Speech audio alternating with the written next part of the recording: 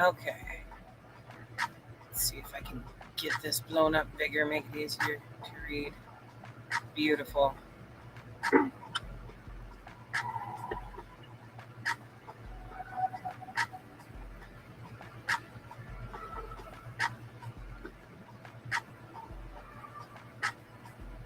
Okay. Goodness.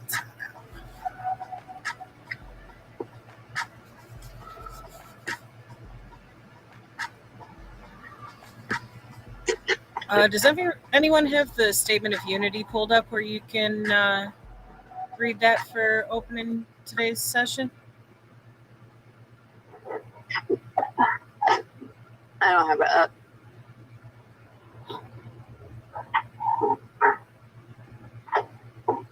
Okay. Well, give me just a second to grab I'm gonna that. send it. I'm gonna send the Statement of Unity to Signal so everybody have it.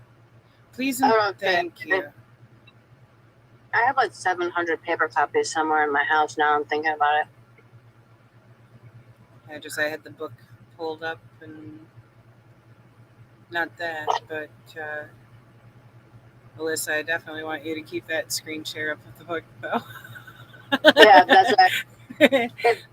I do have paper copies now that I'm thinking about it. But Kwami's going to send that anyway. There it is. Thank you, Kwame. All right. Welcome, everybody, to today's session of the Second Rainbow Coalition book reading. We are reading Aaron Dixon's book, My People Are Rising. And we'll kick things off with the Statement of Unity for the Second Rainbow Coalition. The legacy of the First Rainbow Coalition dates back to its founding on April 4th, 1969 by the original Black Panther Party, Original Young Lords, and Young Patriots Organization. A number of other organizations joined this coalition not too long afterwards, such as the American Indian Movement, Brown Berets, Rising Up Angry, the Red Guards, and others. Since the founding of the United States, the masses had developed a number of popular movements that came together to fight back against this capitalist imperialist system in various ways, around particular demands. Nevertheless, none had established a movement quite like the First Rainbow Coalition. This historic movement was the first of its kind that established a model of class struggle like no other. Its charismatic leader, Chairman Fred Hampton of the Illinois chapter of the original Black Panther Party, stated that at the end of the day we weren't engaged in a race struggle. He said that it's a class struggle, goddammit. By uniting with the various oppressed ethnicities and masses, they were able to bridge the gap between the various ethnic communities that white supremacy had sought to keep divided. This class solidarity equipped them with the material basis and class consciousness to see their common class condition. Therefore, the necessity to form a united front against their common class oppressor, the capitalist imperialist ruling class. The ruling class viewed this as the greatest threat to their class rule and subsequently used the entire repressive forces of the state, of police, courts, jails, prisons, and intelligence agencies, etc., in order to crush this emerging revolutionary socialist movement. We refounded the Rainbow Coalition on May 14, 2021, with the intent of upholding the legacy of the original Rainbow Coalition. We believe that this historic example is the model for the united front that will best serve our class liberation. By upholding the 10-point program of the original Black Panther Party, which was subsequently adopted and later expanded by the original Young Lords, Young Patriots Organization, and all other original Rainbow Coalition members, we establish our programmatic unity. The 6 disciplinary rules that we uphold ties all organizations in our coalition to a common professional discipline. History has bestowed upon our generation a common class mission to fulfill. The representatives of the capitalist imperialist ruling class, represented by the Democratic Party and the Republican Party, cannot liberate us. It is their class intention and interest to uphold our common class oppression. Therefore, it is only we, the oppressed masses of all ethnicities and nationalities, who must build the necessary class solidarity, class consciousness, organizational structures, and a united front that will ultimately liberate ourselves. This is what this Second Rainbow Coalition is committed to. This is the historic mission we intend to fulfill. Dare to struggle, dare to win. All power to the people and boots on the ground.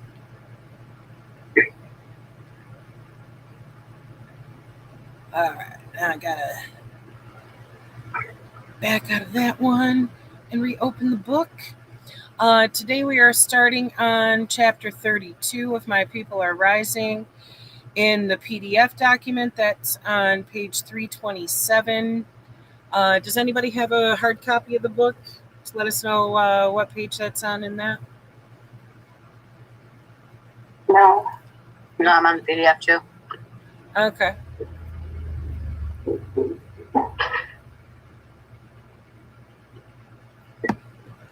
All right. Can anybody or can everybody hear me okay? I just want to make sure before I dive into the book that the audio is good. All right. Chapter 32, Oakland is Ours. The world won't get no better if we just let the world, let me rewind here. The world won't get no better if we just let it be. The world won't get no better. We got to change it. Yeah, just you and me. Harold Melvin and the Blue Notes, Wake Up Everybody, 1976. The campaign for city council had been a rocky road for Elaine. Certain entities did not want her to be an elected official. She kept a rigorous schedule, moving between campaigning and running the party, being sure to maintain the party's funding at a high level. We thought victory was near and the city council seat would be ours. Winning the seat would be putting one more piece of the puzzle in place. Many of us gathered at Elaine's campaign office in November 1975. Excuse me. Waiting for the results, hoping our hard work would pay off. But Elaine was defeated by the white incumbent. The margin of defeat was small, but that was no consolation. We all felt the sting of losing the race, having worked so hard and set our goals so high. To be denied victory yet again was painful. My job was challenging, yet I was determined to do it to the best of my ability. Although Elaine would be difficult for men to deal with and a tyrant at times, I saw a brilliant strategist, a perfectionist who never seemed to tire. Once she set her mind to something, it was done, no matter how monumental the task. After the election, Elaine began spending a great deal of time in Sacramento. She knew that the importance of developing her political connection to Jerry Brown and did not falter in that task. She became known and highly respected by many state legislators, a few of whom had been elected thanks to the party's political machine. Her influence and power in Sacramento grew so great that she was invited to the annual Passover Seder held by an all-male group of Jewish legislators. Elaine, Willie Brown, and myself were the only blacks in attendance. Not only was Elaine the only woman present, she was also the only woman who had ever been invited to this annual holiday celebration. I sat back in the shadows and watched as these powerful men fawned over Elaine. She deflected every trite remark with quick wit. Her mind was working while they were playing. In Oakland, despite losing the election, Elaine had expanded the party's constituency, and she became a dominant figure in Oakland city politics. When Governor Jerry Brown went to appoint judges for Northern California, he called Elaine for advice. Elaine selected a handful of Bay Area black attorneys for judgeship, and they all knew the party was responsible for their being appointed. It was no surprise when Elaine was appointed to the executive committee of the Oakland Council for Economic Development. The council had been pushing for the construction of a freeway exit ramp into downtown Oakland. The hope was to entice the big developers to invest in reviving downtown Oakland, which had been slowly dying for the past 10 years. This project could only move forward with the governor's approval. Eventually, Elaine was able to deliver on the freeway thanks to Jerry Brown. Part of the deal she negotiated was for 1,000 homes to be developed for the low-income families displaced by the ramp's construction. In the summer of 1975, Elaine visited Huey in Cuba. After 2 failed campaigns to get Panthers elected to political office,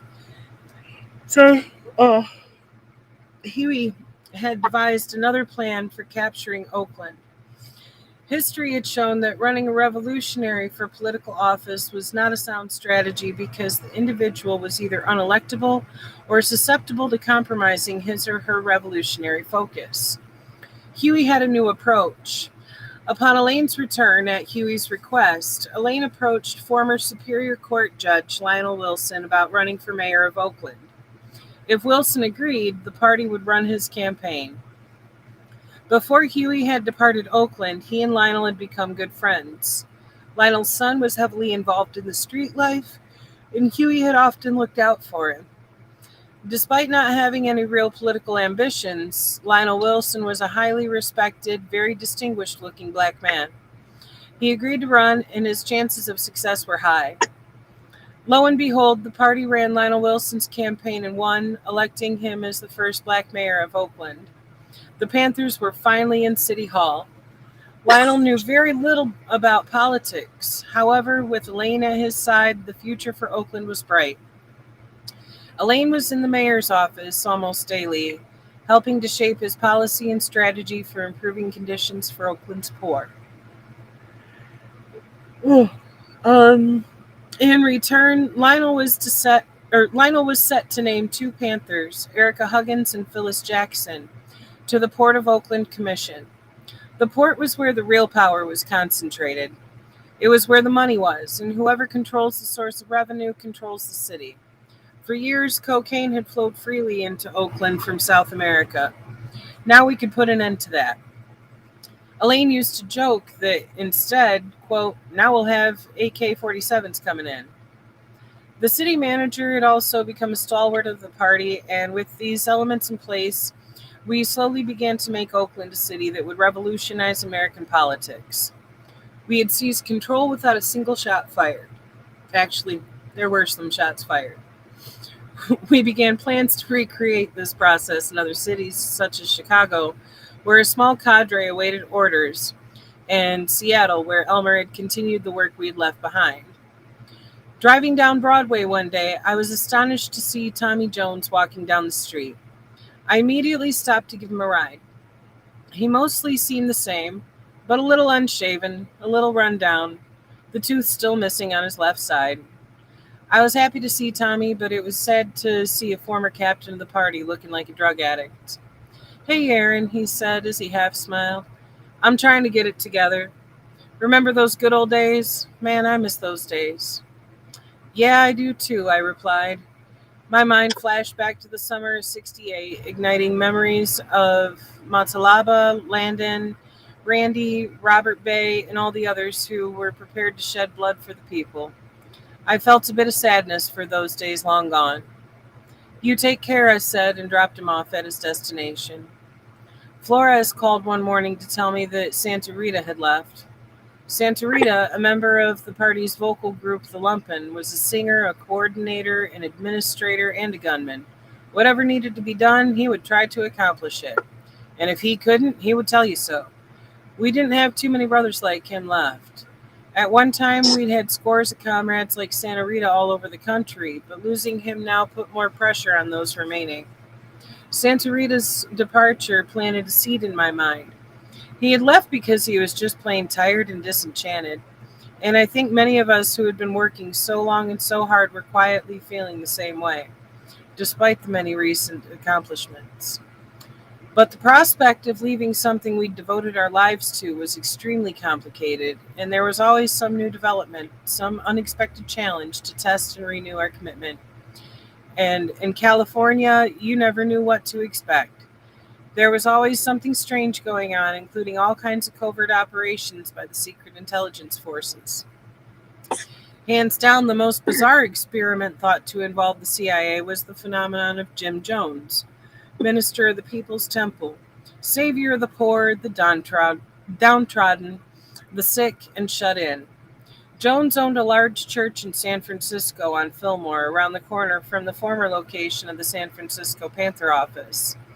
The Nation of Islam had previously owned the building. Elaine made it a point to meet with anyone of political significance in the Bay Area, and one of the weirdest meetings was with Jim Jones. He and his church had a lot of followers in the black community, in particular a lot of older black folks looking for a promise of a better life. Out in the field, we encountered many of his followers out collecting donations on some of the same corners in Oakland where we stood. Jim Jones wielded a considerable amount of power. He had contacts in the city and state governments and was able to procure funding and support for his militant Help the Poor platform. He even put out a newspaper. One of its issues touted a trip Jones had made to Cuba and a meeting he'd had with Huey. Even then, we felt his entire operation seemed very fishy, very strange. Nevertheless, his power was intruding on the party's constituency, so Elaine felt that a meeting was in order, at least to find out what he was up to as he was operating in the black community. The Duke, Elaine, and I drove up to the church and were met at the gate by three gruff-looking brothers wearing big coats. It was obvious to us that they were carrying weapons. Inside, we were taken on a tour of the church. The building had an eerie feeling to it. They acted very strange, very detached. On the top floor, we walked past a small room where a middle-aged white man sat at a table operating a ham radio with a microphone. "That's our contact with Guyana," said our tour guide. We were ushered into a room where Jim Jones sat, surrounded by little kids. He seemed to be white but fairly dark-complexioned, with jet black hair. He boasted about his programs and the land his church was developing in Guyana. There really wasn't much back-and-forth dialogue. We all just wanted to get out of that place.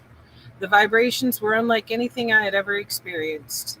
The people were almost emotionless, with little enthusiasm or joy. I don't think any of us was surprised at the massacre in Guyana 2 years later. Hundreds of Jones followers died after drinking cyanide-laced Flavor Aid. Comrade Russell Washington from Los Angeles lost 5 family members to this mass murder/suicide. At the time, unfortunately, we did not have the time or resources to explore the ramifications of Jim Jones' inroads into the black community. We had our own contradictions to sort out. Elaine often hosted parties for the comrades at her penthouse in the Oakland Hills. We consumed large amounts of brandy, smoked plenty of weed, and danced away our emotions and pain. There was a sense that our time together was coming to an end. We all felt that the party represented the last hope for our movement, and Elaine had taken us to new heights. Yet I was beginning to wonder about my own future, my son Aaron, and my daughter Nisa, who was somewhere in America. I had seen her only once. I felt trapped. At the same time, I also felt that here with these comrades was where I would always be, where I had to be. Otherwise, I would be no more. I often sat back and watched the comrades dancing wildly, as if in some kind of trance, as if these were our last dances together, the last dance of the Black Panther Party. Several months later, Elmer was in a phone conversation with Erica Huggins concerning the menu for the breakfast program in Seattle. A disagreement ensued, and Erica accused Elmer of disrespecting her, for which Elmer was summoned to Oakland. I was worried about what would happen to Elmer in this dispute. As just one example, Bobby Rush, deputy chairman of the Illinois chapter, had been summoned to Oakland by Elaine. He met with Elaine in Erica Huggins' office at the school, which Elaine sometimes used for business. I, along with some others, hung around outside the office while he was being reprimanded. After several hours, Bobby Rush finally came out. The look on his face was of sadness and humility. I felt bad for him. He had endured the death of not only Fred Hampton, but at least 4 or 5 other Chicago Panthers, and the imprisonment of many others. He had sacrificed his life, as we all had, now to be tossed aside like an old piece of meat, as if the years of blood and sweat meant nothing. At least he got away without physical harm, which is more than could be said of a few others. Simba had his legs broken before being expelled. Being summoned to Oakland was like walking a tightrope over an ocean with sharks circling. One slip and you could be making a trip to the hospital. Luckily, Elmer was able to talk his way out of any physical action being taken against him. However, he was ordered to stay in Oakland. He requested to go back to Seattle in order to take care of some family business with his new wife, Dee Dee. A week later, he called from Seattle to say that he wanted to talk things over with Huey and was not planning on returning to Oakland. Elaine was not pleased by Elmer's request, but she was hoping to persuade him to come back. The Seattle chapter was the longest functioning chapter still in operation, and it played a major role in the plans to reinvigorate the party on a national level. With Huey in Cuba, it was not possible to accommodate Elmer's request for a meeting, so Elaine arranged to make a trip to Seattle. Bethune, Elaine, and I caught a plane up north. Flores took a train to bring our weapons. We met Elmer at the Seattle chapter's community center, now located on 19th and Spruce. Tension was very high. Elaine wanted Elmer to come back to Oakland, but Elmer refused and kept requesting to speak with Huey. I attempted to persuade Elmer that it was not only in the party's interest, but in his own interest to acquiesce. I knew all too well that the people I was with could be extremely dangerous. While we talked, we kept hearing noises, even though the office was empty. Bethune went to investigate, but Elmer steered him away from the other rooms. The conversation heated up, turning antagonistic. Elaine was not used to Panthers defying the hierarchy, but Elmer refused to back down. We could tell this would not be resolved in our favor, so Elaine, Bethune, Flores, and I decided it was best to retreat from a potentially volatile situation. With our hands on our weapons, we backed out. As Elmer confirmed for me years later, he had situated heavily armed Seattle Panthers, including our younger brother, Michael, throughout the building. With tensions peaking and voices rising, a single move could have resulted in a bloodbath. On the ride back to the hotel, I was silent. This event was devastating for me. Elmer and I had been like Mays and McCovey, like Johnny Unitas and Lenny Moore. We had been as close as brothers could be, overcoming all obstacles between us. Secretly, I was proud of the way he had stood up to Elaine and Bethune, but I was worried that this was not over. Back in Oakland, I was relieved of my duties with Elaine and presented with the choice between staying in the party or leaving. I was allowed a week off to decide. I was not ready to leave the party. We had come so far. We were just a few steps away from securing total political control of Oakland. More immediately, I also wanted to stay around to keep my ears perked up and my eyes open in case I detected a move to take Elmer out. As dedicated as I was to the movement and to the philosophy of the Black Panther Party, I was not about to stand by and watch my brother be eliminated. It had been discussed, and I knew that if they wanted to, they could do it. For reasons never divulged, it was decided against. There were bigger problems ahead. Okay. Anybody got any commentary on this chapter? It was intense. Right. Extremely. Yeah, that's the kind of stuff that, like, I mean, don't get me wrong. Like, I'm not sitting here saying, like, oh yeah, I'm sitting here guns blazing. Like, I'm obviously not. But like, are we ready for that life? Right. You know what I mean? Like, this shit is serious.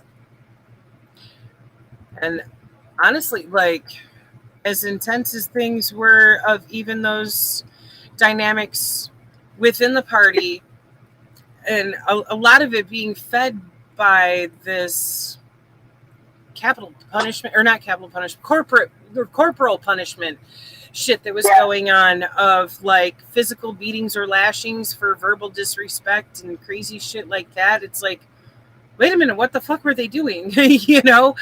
I mean, it's one thing to have a certain degree of infighting as far as discussing things ideologically and needing to, you know, find that unity again through, you know, sharing of criticisms and debate. It's another fucking thing for it to be a case of like, oh, you're going to get your ass jumped because you speak your piece to somebody. That's going too fucking far. You know, I think that's definitely something that we've modified in our new movement here. For right. Sure. Thank goodness. Yeah. And there's a lot, you know, obviously like women leadership and LGBTQIA leadership and stuff like that. So make sure that everybody's voices are heard. Because there's, I actually just met Iris Morales, who was original Young Lord too, back in New York, probably like 2 weeks ago or so. And the whole entire thing was essentially like feminism in the, I don't remember if I feel like she might have used the word Latina rights movement, but that like there was periods of time where even the men in her organization were saying things along the lines of like, no women are allowed at this meeting, blah blah blah. So like one of the things that she said was, that like sign that was always out on like buildings and stuff. I'm not going to say the words obviously, but it said like words, no Puerto Ricanos and no dogs or whatever. So then what she responded to after that wasn't no women, and then they kind of ended up kind of changing their energy up. I mean, it obviously took a long time, but Carlito Rivera was there as well, and he was like, I was one of those kids, but he was 13 when he started in that. So like it was just there's a whole different like machismo energy back then, and they definitely made huge strides back in the 70s to change that. Right. I'm glad for that. That is one thing that we do still use as an example quite frequently today of pulling things that were, said by various leadership of the original Panthers that are fully in support of LGBTQ members and of women members, and, both of which, taking leadership positions of power and understanding that the only way a revolution is going to work is with that intersectionality. Yeah, absolutely. And sorry guys to the rest of the people in the group, like with the screen on this view for screen sharing, I can't see if anybody else in the panel has raised their hands to be able to speak. So if anybody else has anything to add to the conversation here, by all means, go for it.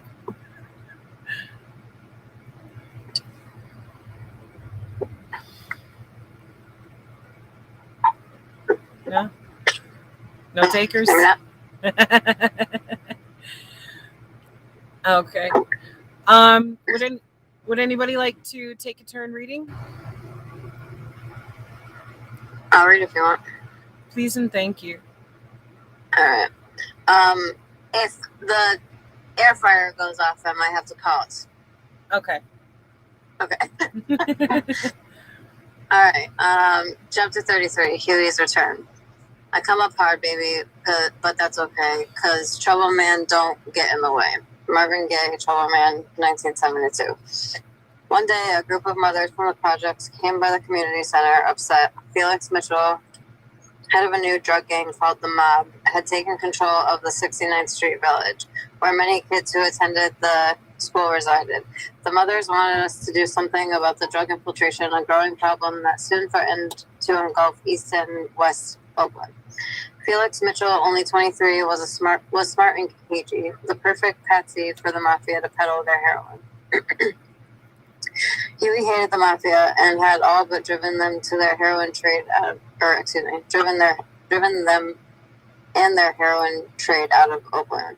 Since Huey's exile, many of his enemies in the street life had begun to reassert themselves. Now in Felix Mitchell, the mafia had a front man whom they supplied with an endless flow of heroin and weapons, and there were plenty of gunmen around willing to join up. Our first move was to send the Duke and Simba, both of whom had served in Vietnam, into the projects on a reconnaissance mission. The information we got was that these guys were well organized with rooftop lookouts and walkie-talkies. They were paying the little kids to act as lookouts and using some of the housing units to sell drugs. By all accounts, and it seemed we were up against a formidable foe. After several community meetings, it was decided that we would operate on two fronts. One front would focus on organizing the community, planning marches, demonstrations, and community meetings, and the second front would be military, involving the cadres. The machine guns were unearthed and assembled. We began casing the enemy's spots, and they did the same to us, both sides anticipating and planning for a bloody war. To let them know we meant business, we shot up some of their safe houses. I thought I might not survive this dirty little war, that some of us would die. Death seemed close by, so close I could sense its cold breath waiting around the corner. Unfortunately, we had to put this operation on hold. Huey was coming home. In late spring 1977, our leader, Huey P. Newton, returned from exile in Cuba, prepared to stand trial for the charges developed against him for the murder of a prostitute. Under Elaine's leadership, we had been able to realign the party's position in the community. The party's reputation was back to its original image as the champion of the people. We now had political control over the Oakland Judiciary and City Hall, and a heavy influence on state politics in Sacramento. Further, Elaine had been elected by the Northern California Democratic Party to be a delegate to the Democratic National Convention. She also had forged an alliance with Reverend J. Alfred Smith, Oakland's most influential religious leader.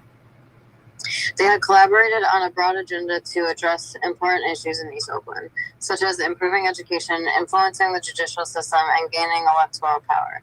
The martial arts program, under the direction of Steve McCutcheon, had been featured on the cover of Black Belt magazine, and many of the kids from the community who participated in the Taekwondo lessons had gone on to become instructors.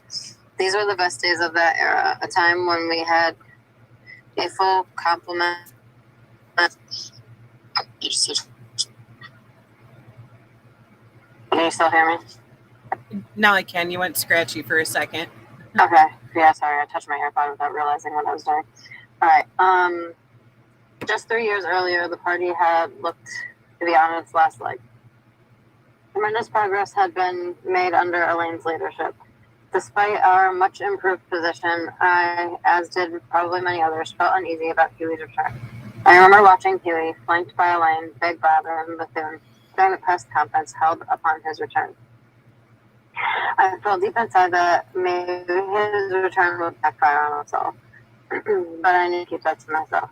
Elaine found a nice home for Huey and his family on a cul-de-sac in Oakland Hills. Joe Abram, the party's technology expert, installed video monitors around the perimeter of the property.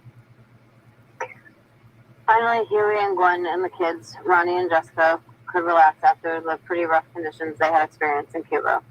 Huey enrolled in a PhD program at UC Santa Cruz, where he was driven 2 or 3 times a week by Big Bob to attend classes. He also visited the Oakland Community School on occasion, talking about having an apartment built on top of the school building. In his home, he installed a universal gym so he could stay in good physical shape. So far, it seemed Huey was making an attempt not to fall into his old habits, yet I still had an underlying feeling of uneasiness. Lola had started working at the lamppost, which meant on weekends she got home late. This left me to watch Lil Damon and Natalie and Lola's younger sister, Valerie. After the kids went to bed, I spent many Saturday nights watching Saturday Night Live. It was a revolutionary show for its time. Filmed live with unknown performers using sketch comedy to comment on the dysfunction of American politics and society. Even though Lola and I were still together, I had been seeing other sisters in the party as well as and it wasn't long before Lola started seeing other Conrad brothers. This did bother me, especially when she started seeing Bethune, but there wasn't a darn thing I could do about it. Our relationship slowly began to go downhill. It wasn't long before Huey's drug habit resurfaced and his forays into the street life resumed.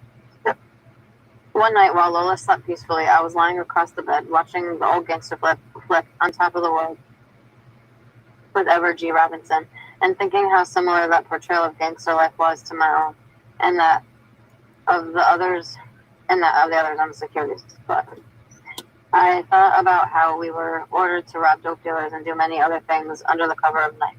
I thought about my assignment at La Tour's after our speakeasy, where I sat with my back against the wall, 45 at the ready, eyes on the lookout for trouble, occasionally snorting a few lines of coke to keep up with the atmosphere. La Torre was later found shot to death, stuffed in the trunk of his gray Eldorado, courtesy of our mutual enemies. In the early days, our enemies had been white pigs in blue, brown, or black uniforms. Now our enemies looked like us, dressed like us, and talked like us. Comrade, can I interrupt you 1 second? Yep. Is it possible to get closer to your mic? Your audio is coming through kind of muffled. Okay, does that sound better? Oh, hell yeah. Much better. Thank you. Okay, yeah. It was, I touched my AirPods, so then I put it in. Apparently, I should have just kept it out. All right. Suddenly the phone rang. I wondered who would be calling me at midnight. Hey, AD, grab your shoes and come up to the name of the game. It was Flores. Shoes was Panther code for weapon. Okay, right on, I replied, then hung up. I knew that when Flores called, it was usually serious. I got up and grabbed my pants, shoes, and gun. For the past 10 years, I had always placed these items within easy reach on the floor right next to the bed. When I got to the club, name of the game on Broadway, the Duke and Tim Thompson were stationed at the front of the club. Tech swaggered over to my car, his gold tooth showing as he smiled. Hey, AD, the servant is in there meeting with the mob and the family. I got out. Tex and I exchanged small talk, wondering why Huey would be meeting with these hoodlums. The family was a rival drug gang to Felix Mitchell's mob. Their most recent feud had left a handful of bloody bodies on the Oakland streets. They were known for jumping out of cars with machine guns. Their rivalry was so intense that the past couple of months had been reminiscent of the old Chicago gangster wars of the 30s during Prohibition. Finally, Huey emerged from the club, flanked by Big Bob, Flores, and Bethune. The rest of us followed them to their car and waited until they drove off. The next day, I learned that Huey had given the two drug gangs an ultimatum. Either they paid the party $50,000 a week or we go to war. We had already begun preparing for this little war, but that had been intended to eliminate those vermin, not profit off of them. Under Huey's influence, things were becoming unpredictable again. A week later, I drove Elaine to school to pick up her daughter, little Erica. Elaine's time with little Erica was limited, as it was for all of us with children, and Elaine tried to compensate by giving her daughter treats and taking her special places. I wasn't surprised when Elaine calmly asked for the keys to the Mercedes. But something in her manner was unusual. I could not put my finger on it. When she told me she would be dropping me off and taking the car, I asked if she was sure, because she rarely went anywhere alone. Bill Elder, Bethune, or I would always be beside her. Elaine had an expression of peace and resignation I had never seen before. Hesitantly, I handed her the keys, looking forward to an unexpected, relaxing evening at home. Several hours later, I was sitting at home watching the World Series. Reggie Jackson, Mr. October, had just hit his third home run, propelling the New York Yankees to victory. During his time with the Oakland A's, Reggie had lived in the same complex as Elaine. He always spoke with us whenever the opportunity presented himself. He was the epitome of the rebel athlete, defiant, bold. The phone rang as Reggie was rounding the bases, fist high in the air. Aaron, have you seen or talked to Elaine? It was Erica Huggins. I felt guilty because I was supposed to know where Elaine was at all times. No, she said she was going to take little Erica to get some ice cream. I answered sheepishly. I hoped my answer sufficed. Erica sounded very concerned, which worried me. The next day, Tech and I went to the San Francisco airport to retrieve the red Mercedes that Bill Elder and I had driven Elaine around in for the past 4 years. She was gone. Huey had felt threatened by Elaine's consolidation of power and her influence in Northern California politics. When she refused to give him access to the millions of dollars under her control through the Oakland Council for Economic Development, he threatened her unless she turned over control of the funds. Elaine had dedicated the last 4 years to building up the party's respectability, forging alliances that Huey, Bobby, and David Hilliard had been unable to forge. She had become one of the most powerful individuals in California. As much as Elaine loved Huey, in the end, he treated her just as he had treated others that were run off of the party. The day after her disappearance, Elaine took out a full-page ad in the Oakland Tribune to explain her departure to the people of Oakland. She did not reveal the truth, that Huey had fallen back into his old patterns. She instead cited her fatigue and expressed a desire to pursue her musical interests. Elaine was a very talented singer. The fact that she felt compelled to take out this ad demonstrated her importance to the people and city of Oakland. The following morning, keeping with the usual routine, I picked up Janice to go to Elaine's penthouse, a place she had recently moved to on Lake Merritt. Once we were inside the apartment, I told Janice that Elaine had left the party.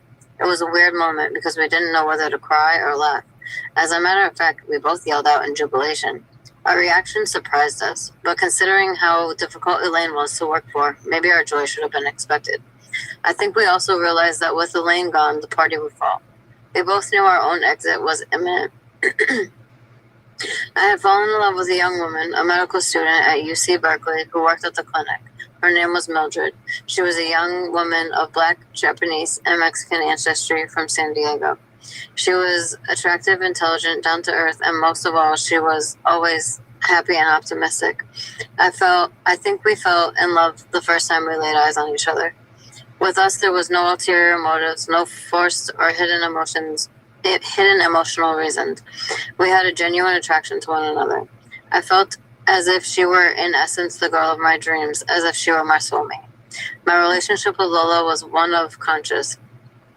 Not that I didn't love Lola, but I had been drawn to her out of my own weakness. I wanted to help her save her from her unhappiness. I was looking to fulfill my own need for a sense of worth. I did not know what would become of the situation. I knew I loved Lola, but I knew also that Mildred and I had something special. With things in the party growing tense and uncertain, Mildred asked me if I would leave the party and go with her to San Diego. As much as I loved that woman, as much as I sensed an opportunity for true happiness, I was not ready to cut my ties to the party. I struggled to explain my inability to leave, even though the writing was on the wall. I felt unable to make my escape, but events beyond my control would push me closer to the edge.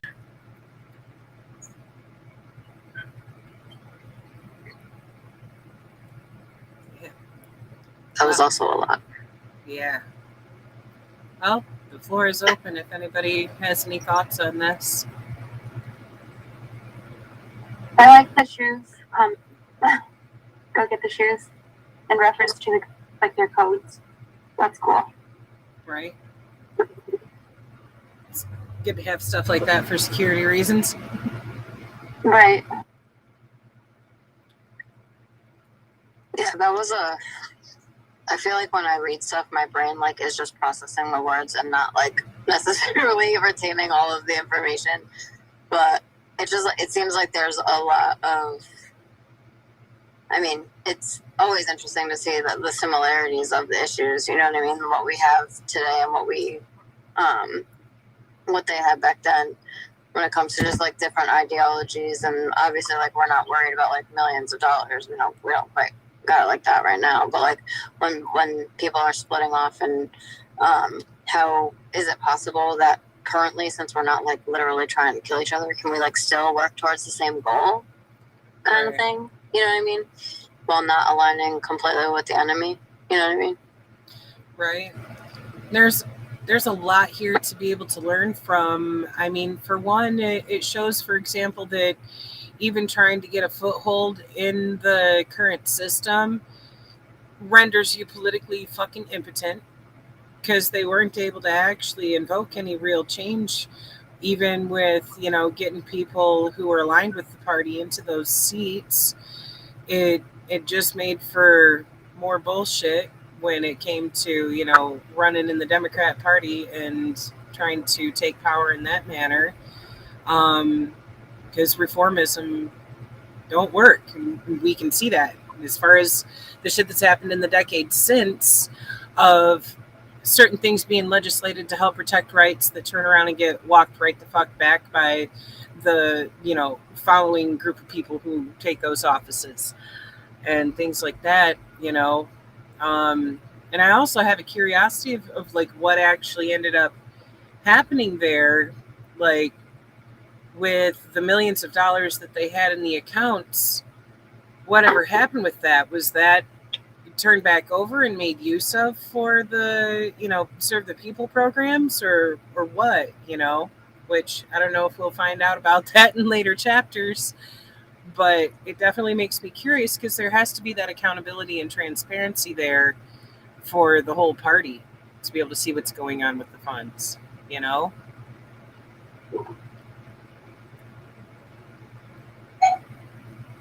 Yeah, I'd be interested to see what happens in the next chapter. How many more chapters do we have? Gotta be coming to a close, right? Let's see. Can't be much more, because there's only another 45 pages of the PDF file. So a handful more. I don't want to scroll through the whole thing right now and lose my spot there, but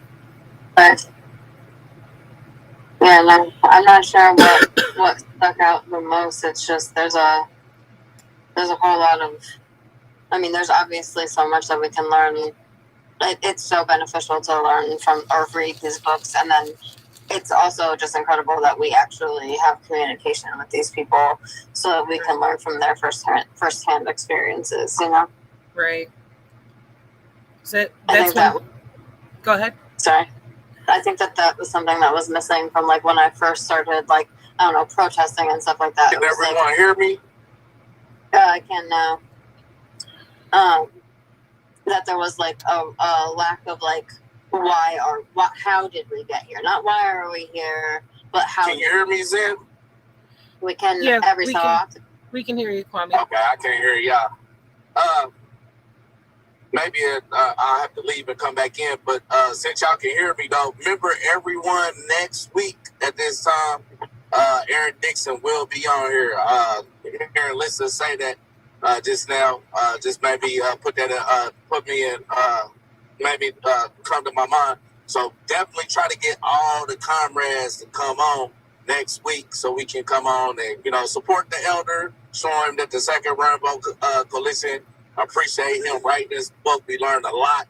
And also have y'all questions, because we can pick their brain. Some of these elders are still here. We should pick their brain. But anyway, I got a call coming in. I'm going to come back in. Hopefully I can hear y'all when I come back in. Sounds good, comrade.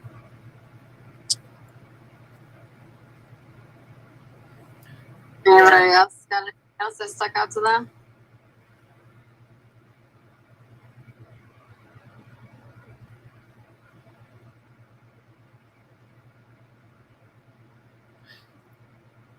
Well, can you read that? Because it's so small on my screen, I can't see what all Sister Anna's saying. It says, thanks, Ed, for bringing up the important issue regarding transparency and even diverse, inclusive, inconclusiveness that resulted in the rise and fall of the organization. It's one of those beautiful things to add on to what you were saying a moment ago, Alyssa. Like, hindsight is 2020. We have an advantage now that they didn't have at that point in time. That we can look back on all of the things that they did and be able to see not only the beauty and the things that absolutely did work that need to be continued and built upon and grown even more, but we can also see, where things went awry and, things we can do to actually improve on those and do better this time around. And that's really important to be able to actually learn from the history. That's why I love these autobiographies.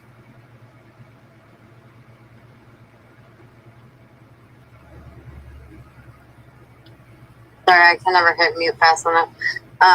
Yeah, no, I absolutely agree. That's okay, Sister Anna. Yeah, like we literally have like hi and all of these people. You know what I mean? Like I met David Rivera. Like I just said, like I talked to Iris Morales. All of these people we literally have at our disposal. Not disposal. It's obviously a terrible word, but you know what I mean. Like to read their book and then to actually go to the source is a huge deal to me. I think I have the most respect for these people, obviously, in the first place for doing what they did, but now to be able to actually possibly communicate with them and ask them, I don't know, or just hear that story from their perspective rather than reading a book. You know what I mean? Right. That's a huge privilege to be able to actually speak with Aaron next week and discuss these things with him and not just be left to interpreting what it is, that we can read in his book, but be able to talk to him about things as far as even how his perspective has shifted since then, because this has been many decades since he wrote the book. Yeah. Or what? Sorry, I wasn't sure if I was muted or not. Or to ask them what they like. I mean, I don't know that they're necessarily out doing stuff active, boots on the ground, but they got to be paying attention to what's going on in the world. What are your thoughts and what are we lacking? You know what I mean? Right. something. What do you see are our strengths and weaknesses, that kind of stuff. Because I mean, there's also just so many different organizations and stuff like that too, that I think that when I think about stuff, like I'm looking at a really broad scale. And I mean, these guys were in Seattle and Oakland, you know what I mean? So like they obviously were able to spread out, but they were pretty centralized. Like even this phone call is all over the country. Right. We are all over the place. Right. This is one thing that absolutely is beautiful about the way tech has developed. It's made it possible for us to network in ways that the original Panthers, didn't have at their fingertips. Everything absolutely. back then was probably being handled by like snail mail. Yes. Or directly sending a comrade across the country like, hey, I need you to go communicate this. Now we can do that shit in an instant, and it's beautiful. I think Anna said something in the chat. Oh yeah, hold on. Where are we? Yeah, Respectively, how much will have improved when we are still fighting for the same things? How can we honestly say if we are close to our revolutionary goals as a people? I think she was talking about asking questions. Right, and that's an important one too, because if we look at really the social dynamics, there's some shit that's shifted when it comes to a lot of people's personal perspective. But when it comes to the system itself, not much has changed. And in many ways, it's gotten worse, like with the police brutality and shit. And we have like record numbers the last few years of murder by pig. That's a huge fucking problem that we still are contending with. That is one of the things that initiated even the beginnings of the original Black Panther Party for self-defense. Is they were tired of being murdered in the fucking streets. And we're still seeing that happen, and even on a greater scale. We still are facing the same issues as a society. Thank goodness there's a lot of individuals whose frame of mind has grown since then and stepped away from bigotry in a greater amount. But we still have this problem of this fucked enemy system that we have to overcome. And if anything, this is one of those examples that shows us that the reformism ends up being a exercise in futility because of shit being able to be just walked back.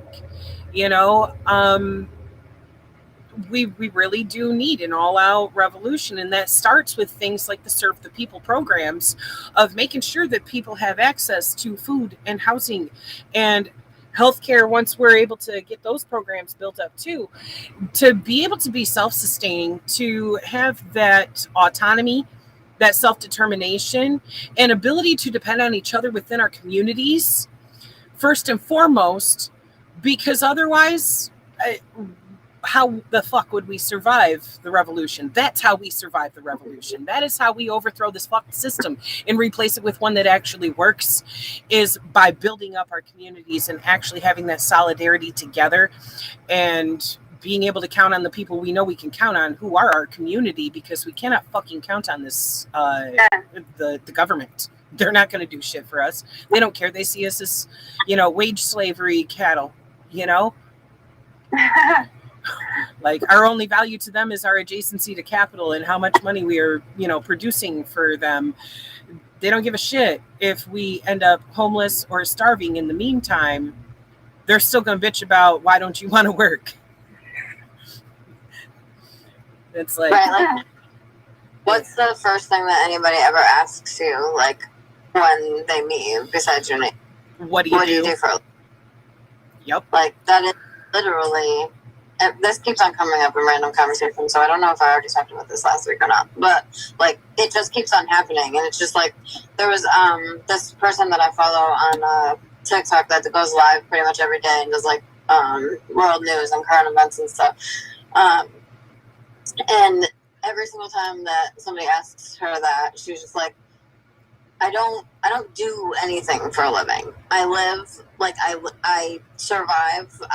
She's basically, she went to school in 3 different colleges and just, like, does her education through free education through her house through TikTok, but then like has a Patreon and stuff like that. But her main thing is talking about how like she doesn't do anything for a living. Like she lives her life, and I don't know how else to like change that mindset, because every single person that you ever talk to, if you say like I don't do anything, or like I don't know, even if you say like I have my own Etsy store or something, people still look at you like, okay, that's not a real job. Right. And it's like, the thing is, the whole purpose of working under a capitalist system is simply to make enough money to justify your existence, to pay for your cost of living. It is, we get mind fucked in this society into thinking that we are supposed to live to work, when really you're supposed to work to live. And if you're not doing the living part, then you're doing yourself a disservice. Like if you're stuck having to work multiple fucking jobs just to even make the bills and get some food on the table, there is a fucking problem there. You are not actually exercising your freedom, your self-determination, and being able to have a fucking life. And that is part of the problem with wages remaining so fucking stagnant for decades, while the cost of living fucking skyrockets. And it's a really fucked situation, because there's so many people who work full time still can't afford to even have a roof over their heads. Sister Anna said something. Hold on, am I muted? No, okay. She said, absolutely. Now the Biden and Harris is taking the matter with continuous increase of police brutality by masking this issue with the widespread of gun violence cases. I would not be surprised if Biden's anti-crime bill resurrected again to increase recidivism and mass incarceration of oppressed people again. Yeah, I don't trust Biden. What I can tell him. Yep, honestly, like it doesn't matter which party somebody is in at this point, when they're lining their pockets and their campaign funds and all this other shit with basically legalized bribery through, lobbying. They don't serve the people. In this case, with the recidivism she's referring to, they are serving the privately owned prison system. And those motherfuckers have contracts with every state about, percentages of beds needing to be filled, or else the state has to pay them a fine. And most of them have that percentage set in the high 90s. So where there is no crime must be created in order to draw people into the prison system and fill those beds to save the state from paying fines, as well as giving them slave labor, because the 13th Amendment did not end slavery. It merely allocated it to the prison system. Right. Oh shit, you just said that and I lost my, oh, it's gone. Never mind. You just said that and it changed my whole thought process. Sorry if I fucked you up, but oh god, there's about to be teenagers. I'm muting myself. okay.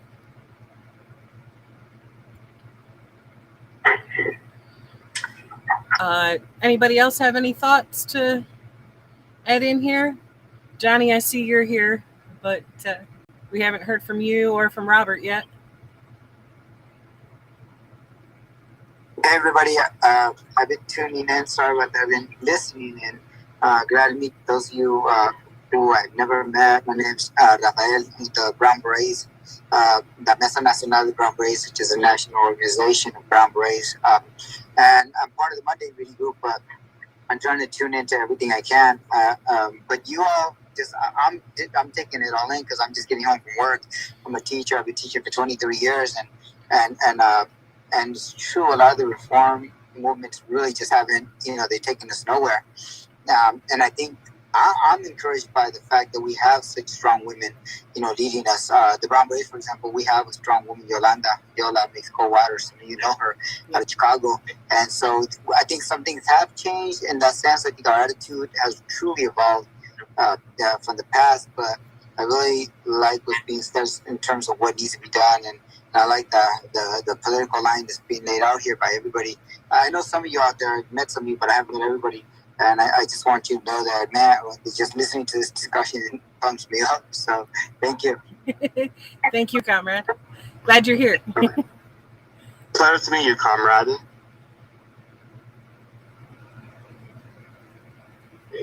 I love I'm not French one. Yeah, no. Oh, hold on, got some silent again. Alright. The government don't want us to obtain self-determination, but to control growth of our population rate for expansion of the new AI world with few capitalist producers. Thanks, Raphael, for your evaluation of the revolution from past and now. Yeah, AI does terrify the shit out of me, but I'm not really smart enough to talk about that if anybody else is. Sister Gabby, I see you've got your hand up. Go ahead. Hey, so I apologize I wasn't able to attend this chapter. I came back from school. I was tired, so I apologize. I assume from what Comrade, I believe Comrade Raphael is his name. I assume from what Comrade Raphael said that this chapter was about or has to do with the education system. Or Actually, it had to do with all the systems. Gotcha. Everything. Gotcha. Specifically, what you said about reform, and 100%. Reformism has never gotten us anywhere, and it never will, because the bourgeois will simply send their little lobbyists to buy out any voters, any figures to just simply vote for policies that benefit them. Reformism has never done anything, and it will never do anything. And mind you, there's nothing inherently wrong with with better social welfare, right? There's nothing wrong. There's something inherently wrong with it, but we shouldn't get caught up on it and act like that's the end all be all, because when it comes to things like social welfare, right, the question that always pops up is for how long, for how long will we have good social welfare? For how long will we be able to have a decent life before capitalism just comes and fucking destroys entire livelihoods just for the bourgeois to maximize more profit? So regardless of what social welfare or what or of what reprieve policies may give us, if any at all, it will never cause genuine change. And the only way for us to genuinely have decent lives and to have genuine change is to have the social relations and the means of productions within our society upheld and uprooted and replaced with a new socioeconomic system, one that isn't controlled and catered to the interests of the few, but to the interests of the many. So yeah. Mm-hmm. Yeah, that's why collective ownership of our workplaces is an extremely important facet of said revolution. Removing that capacity for there to even be an ownership class of bourgeoisie who exist only to oppress us and sit on their asses and do nothing and take the lion's share, steal those wages from the workers. Yes. Go ahead, Sister Sally.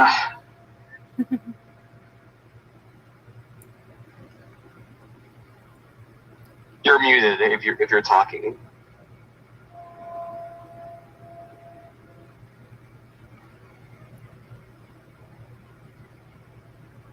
Can anyone hear anything? No. Yeah. Okay. Go ahead.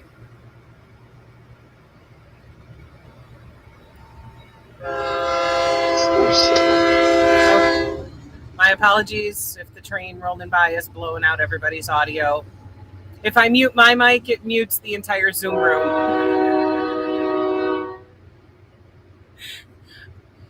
Yeah. All right. Is anyone speaking? Is anyone speaking? Because I can't hear anything. No, the last time that I walked away for like 5 seconds to go tell Elias something, and Gabby, you were talking. Oh, gotcha. Sorry.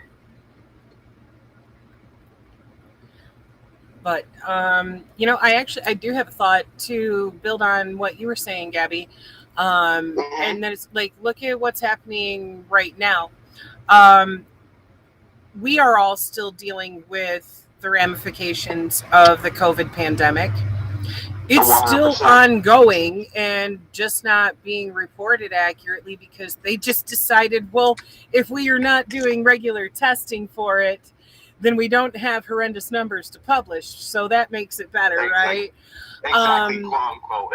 And not only are we still dealing with the disease itself spreading through the populace, we're still dealing with the financial downfall from that completely fucking the economy in so many manners. And in this past week or two, they've decided to go and cut things like the EBT expansion that was under COVID to actually help families in need with more money for food through the month.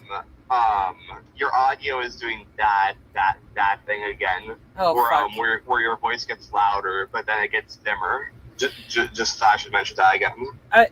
Sorry, it's probably the train going by again. They keep driving by honking right here because there's an intersection about 500 yards away. So I'm sorry, that's blowing out my audio. What I was saying is they've in the last couple of weeks started cutting the extra funding that the COVID funds had provided for expanding the EBT program. So now people who are already destitute and not even getting enough in EBT a month as it was are seeing cuts to that because they would rather keep throwing billions at Ukraine or whatever other bullshit or Israel and tax rebates for the billionaires and things like that while the common people are going without. So when it comes to things like that shows just how important it is to build these serve the people programs to be able to actually have food access in our neighborhoods, whether you are in a city or in a rural area. That is extremely important that we start setting up community gardens, that we start collaborating with sources, whether it be surplus from stores, things like that, to be able to distribute to the community, things like that actually build some solidarity in our communities, because once again, we can't count on the government to make sure that we even have enough in those vicinities to make ends meet with even putting food on the table. Whereas if we are growing that ourselves to be able to provide to our neighborhoods, then we are actually being part of the solution. Not to mention all of the shit that's in the food supply. We can cut out of the equation if we're growing our own food organically instead of being poisoned by all this processed shit with genetically modified foods and chemically laden foods and the whole 9 yards. There's so many facets as to why that is incredibly important. Gabby, I see you've got your hand up.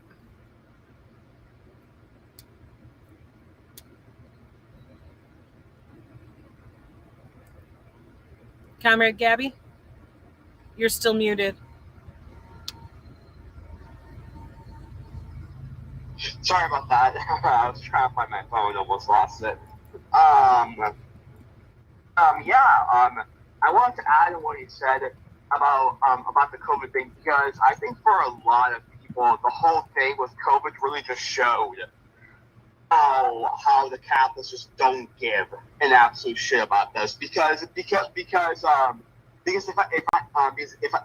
I remember correctly, the U.S. government actually knew that COVID was building up as a threat, but instead of actually publishing that information as soon as it arrived, they waited until the bourgeois could put all their capital and invest everything they had before the crash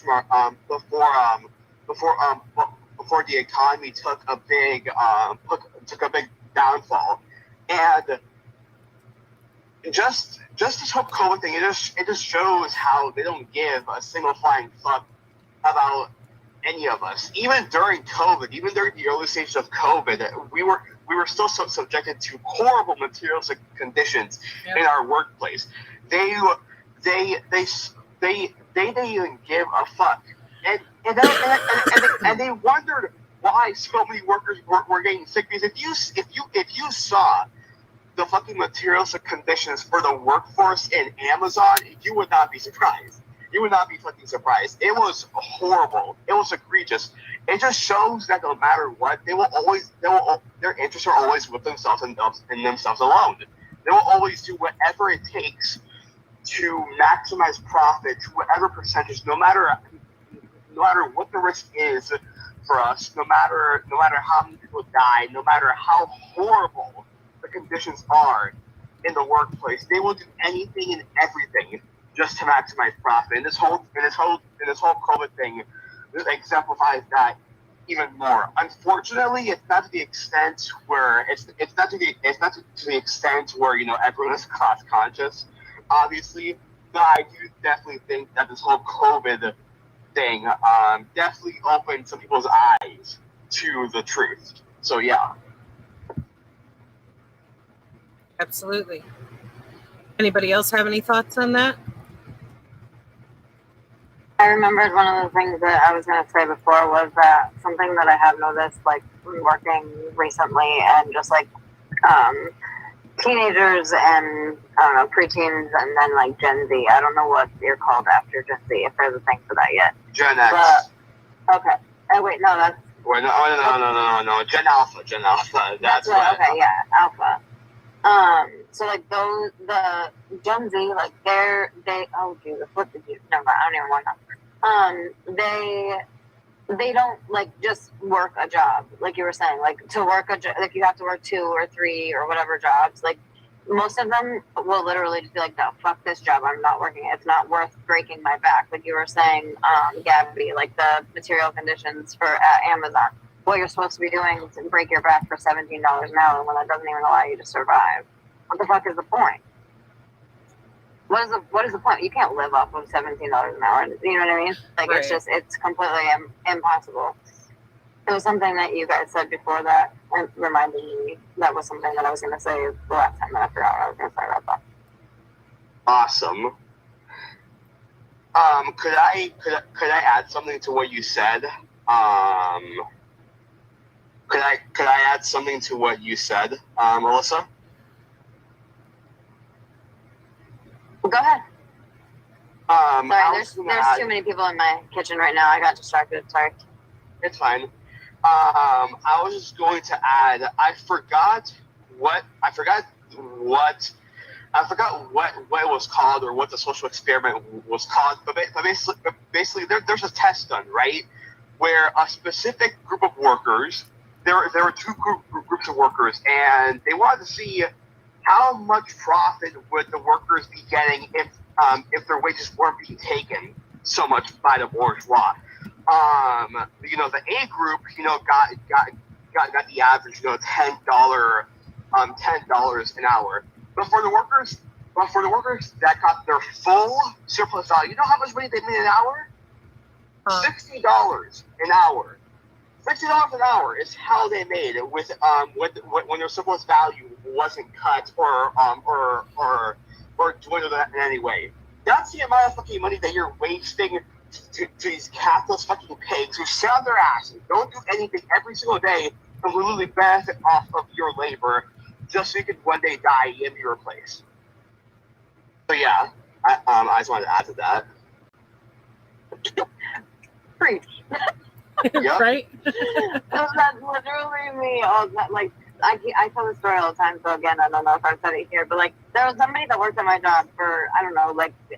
I'm assuming most people that work at my job like start when they're 18 years old. So apparently this person retired when they were like 80 years old. So literally worked there for 60 something years. Never had a wife, never had a dog, never had a kid, never had nothing. Stacked all of his money and fucking died the week after he retired. Like, I'm not living like that. I'm not. Yeah, I can't do that. That's what the fuck? sad. What?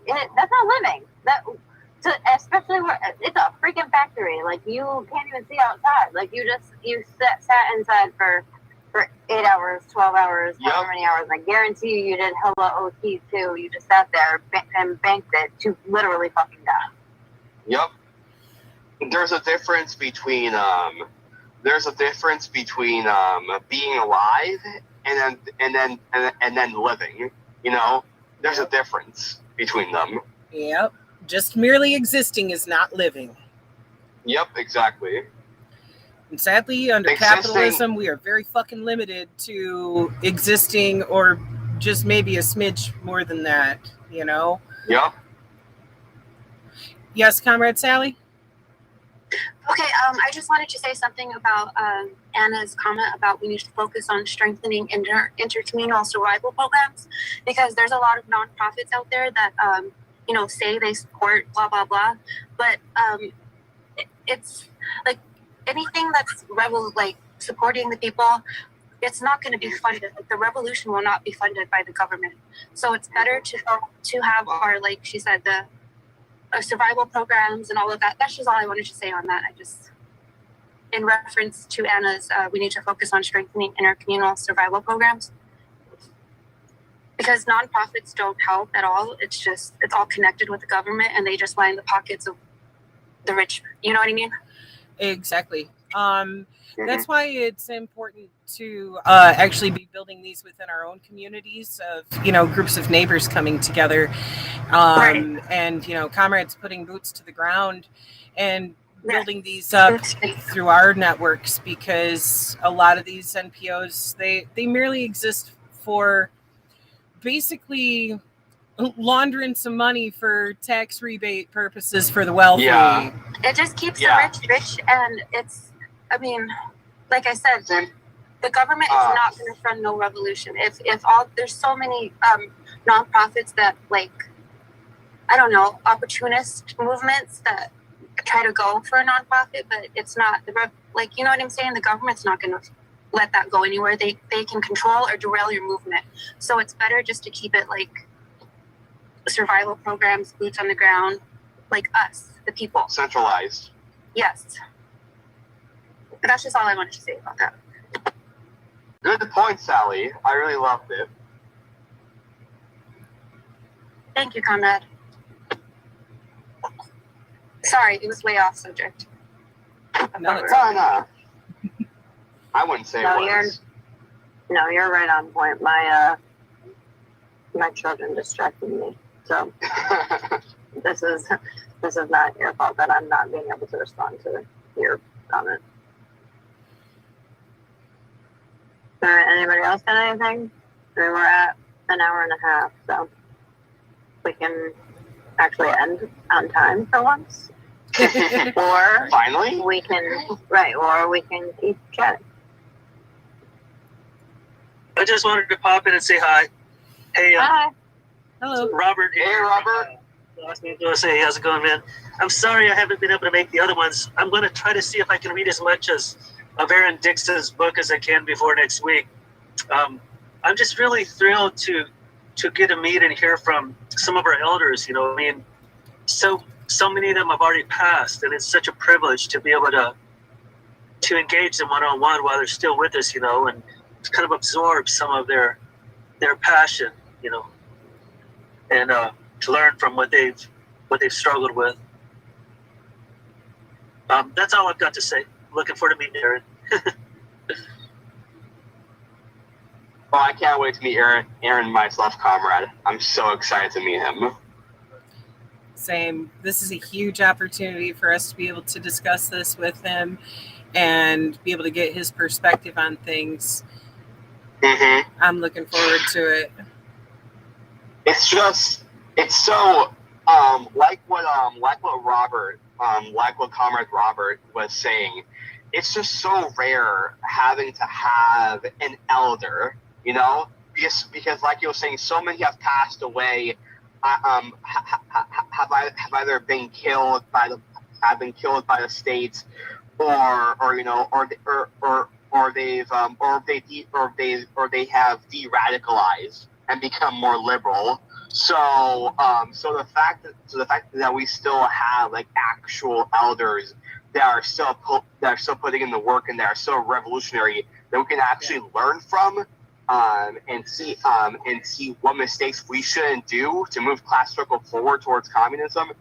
It's 100% a privilege. You know, it's one thing reading from them, but it's another thing having them actually there explaining it to you. So yeah, that's all I want to add. Comrade Sally, I see you've got your hand up. Go ahead, sis. Sorry, that was an accident. I'm listening. Sorry. Oh, all good. Rafa has to go anyway too, so I don't know if he's already gone. But bye, Rafa. Oh no, I see him. He's got a meeting as well. All right. Well, that sounds like respect for Raphael, man. He helped us out a lot when we were doing our West Coast book tour up at our stop in Central California. How are things going up there, man? The same. It's getting hot up here. Yeah, it was great seeing and meeting everybody when you all came out here.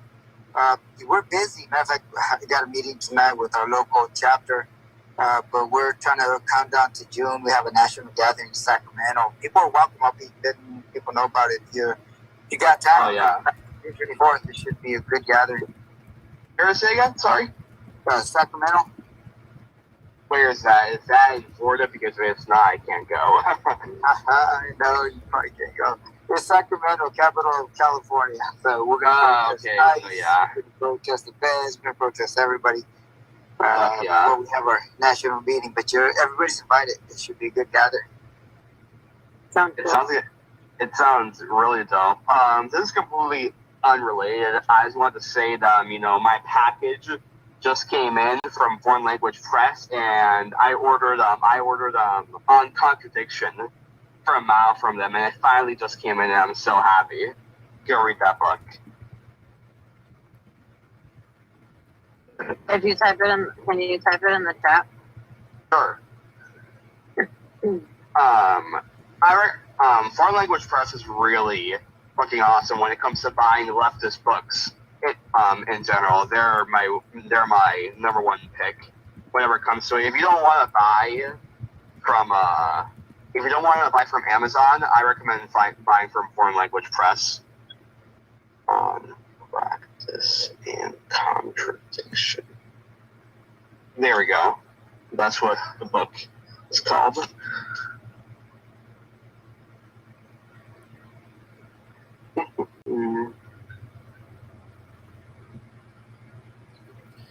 Well, does anybody else have any thoughts to contribute before we wrap things up? I think I'm good for now. All right. I'm good too. Sounds good. All right. Thank you all for joining us today. This has been another awesome reading, and we will see you again on Sunday. Have a wonderful day, comrades, and happy birthday to Malcolm X and Ho Chi Minh. Oh, hell yeah. Oh, wow. All right. Yeah. All power, people. All power. All power, comrades. All right.